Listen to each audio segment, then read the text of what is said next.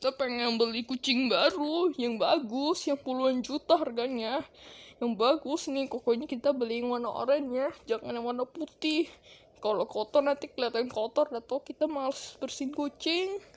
Kita kan peliharanya cuma buat main-main doang. Udah deh, nanti ke situ beli kucing yang bagus banget. Kalau jelek auto dibuang. Anak aja yang ngurus, saya nggak mau. Kalau yang jelek nggak mau yang lain, asalkan yang warna kuning. Nanti kalau nggak kuning udah deh, berangkat dulu lihat dulu ke pet shop. Nih pet shopnya gede juga ya, pet shop ya, tapi jual kucing juga kan. Wow, di sini juga jual kucing.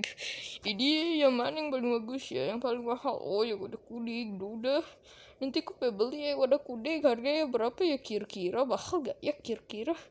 Udah lihat-lihat dulu, saya tahu ada yang bagus. Udah ya, oke. Aduh, gimana nih? Ya ada yang bagus, udah yang kuning aja dah. Tapi kurang bagus, buang aja dah di rumah. Kasih ada kah? Jelek juga kucingnya. Manu ini imut banget. Wah, gimana nih? Woi, kabur! Kau jangan kabur! Woi, kucing dajjal. Aduh, mana lagi ya?